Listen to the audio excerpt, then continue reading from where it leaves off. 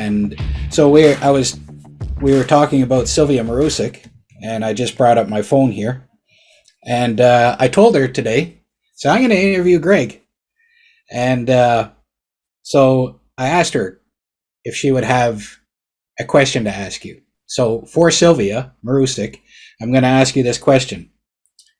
What is the single most important self-care / prevention thing that you do to keep yourself grounded? What a terrific question. It's Sylvia. Yeah, boy. I wish I could suggest that I have some sort of magic recipe on my nightstand. The things that a checklist that I go through at the beginning of my day. And I suppose those things have become routine for me. But I think for the most part, it's just been gratefulness, David, just that I'm still here. I've got a beautiful family now. I mean, you used to work with my wife years ago. You know what a wonderful person she is. Yeah. We've got 2 beautiful twin boys. And because I've managed to get back to where I have the power of perspective, and I try and keep that perspective not too far away from me. Because I am doing my dream job. Yeah. I was in Hamilton to cover the Grey Cup. Yeah. Yeah. With the Blue Bombers shoulder to shoulder. I worked with Bob Irving all week long, did the same thing in 2019 back in Calgary. There's a whole story there. Yeah. And perspective, I would say, is just to keep checking myself and to allow myself to be outside the moment a little bit, to when you're sitting in the press box and you've got the now late Bob Pickett on one side of you and Bob Irving on the other side. It's okay to be excited about that. Yeah. And to remember what 15 or 16-year-old Greg Mackling might have felt about that. Yeah. And also I can remember visiting with a psychiatrist in Calgary at the very, very height of one of my depressive episodes. I'd driven to Vancouver to see my brother, and the goal of that trip was to not come back. And she said, I know I've just met you, Greg, and we've just spent, an hour, 2 hours together. But I think somehow, some way, this is going to end up being the best thing that ever happened to you. Yes. Yeah. And I don't know. I don't know why. I don't know if she said that to everyone who came through her office. I'm going to choose to believe that she kind of saved that for me. But I try to keep that perspective all the time, that I'm in a place that I never, ever would have. Let me rephrase that. I'm in a place that I only dreamed of as a kid. And without going through every single thing that you've been through in life, you cannot be at this very moment. And so I'm not grateful for what I've been through. I'm grateful for how it's turned out. And I'm grateful for what's happened as a result. Even though I would like to trade some of the bits and pieces, I know that's not possible. It's a package deal.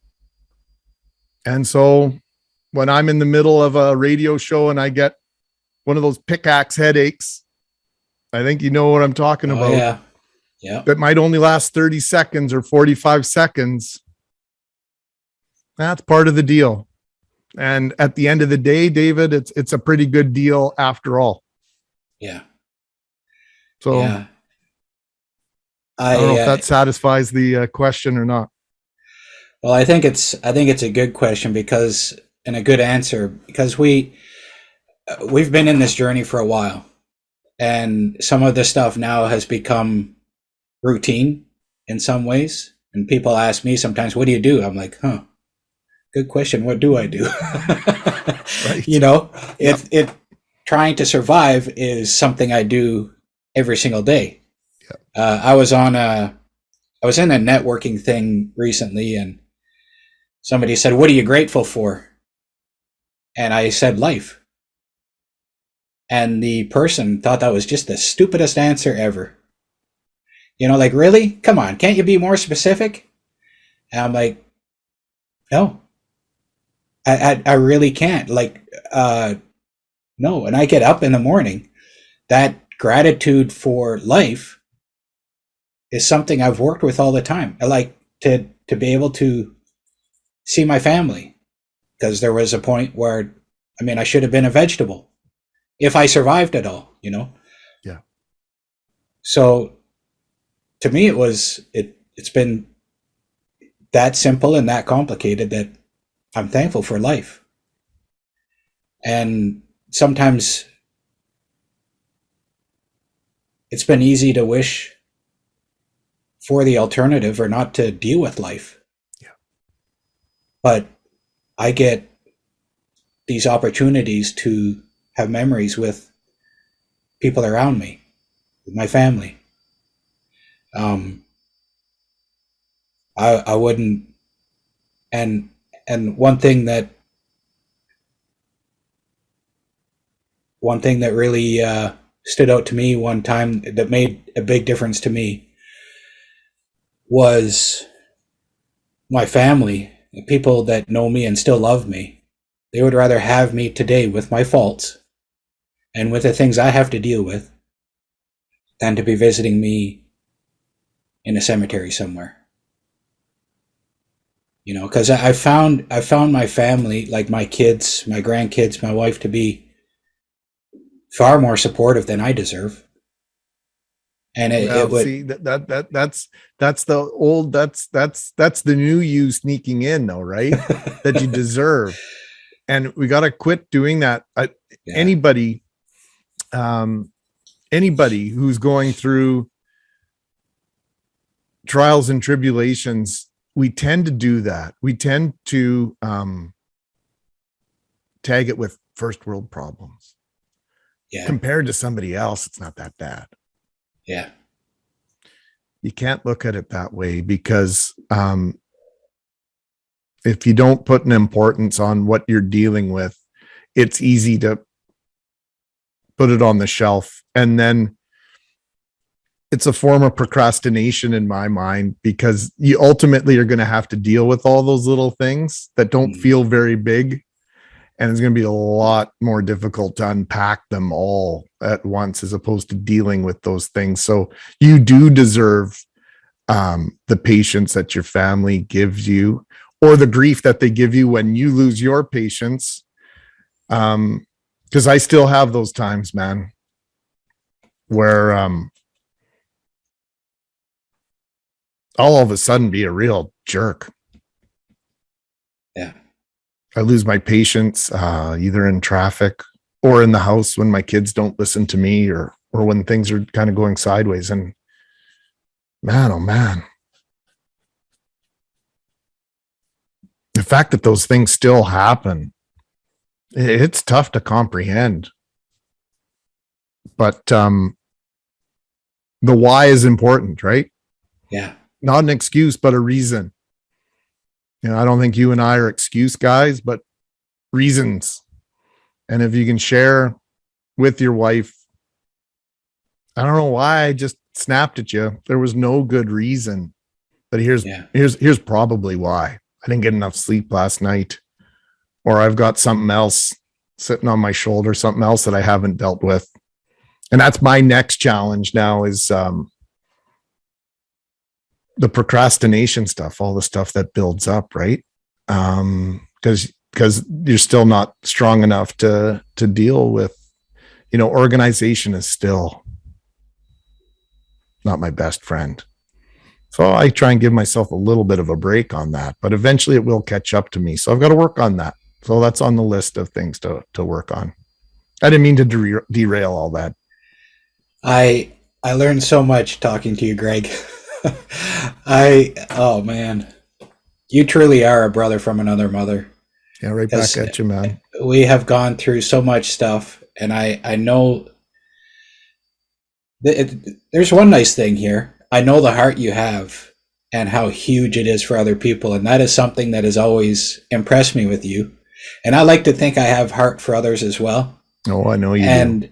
And I love seeing that in you and seeing the heart you have for other people and the love. Yeah, the love.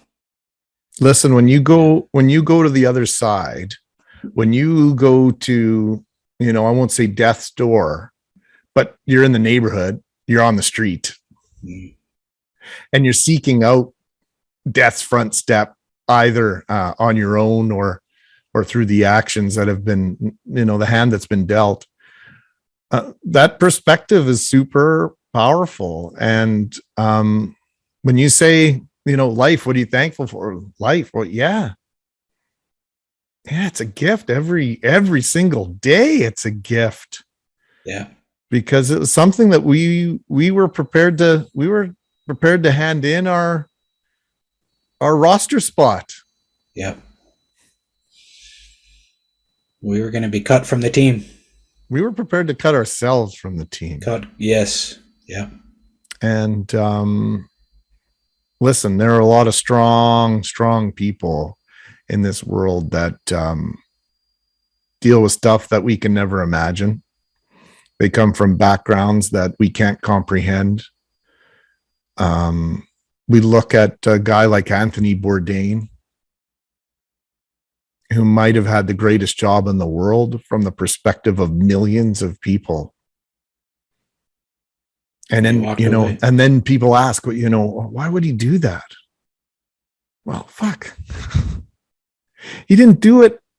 He didn't take his own life because he had that perspective. He'd lost that power of perspective, and it wasn't strong enough any longer, because it was probably exhausting to keep holding up this charade of the happy-go-lucky, as honest and open as he was with about his addictions as his life and how he lived it.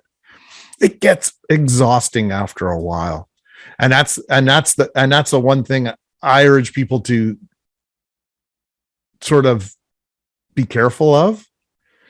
I can remember before my accident, I had a wonderful boss, taught me a lot of stuff in the sales world. He says, you're an up guy. He says, you're always the up guy. He says, that's got to be exhausting sometimes. And that's pre brain injury. That's pre all this other stuff that's gone on. And he was right, even pre. So now it's difficult. So hopefully it's genuine when I'm doing it, because it is exhausting. And so realizing when things could be going wrong, that's a big key, right? Is knowing the cues. You said to me before we came on the air and we started recording here, fall can be, and this time of year can be a little bit tough for me. Wait, man, that. Yeah. You got to guard against that sometimes. I've learned alcohol's not my friend. I used to like to partake quite a bit back in the day. Yeah. But for me, having 8 or 9 drinks on a Saturday night, sitting around the campfire, the idea that's fabulous. But what comes Sunday, not fun for me. Yeah. Not fun for me. So I shy away from that. 4 or 5 times a year, I might go, I'm willing to live with what comes. So knowing your own triggers, knowing your own sinkholes, your own quicksand, that's critical, I think. And monitoring yourself for that, right? And giving yourself permission. Once again, it's a reason, not an excuse. Yeah. That's something I try to work with all the time with other people, is understand where you're at and be honest with yourself.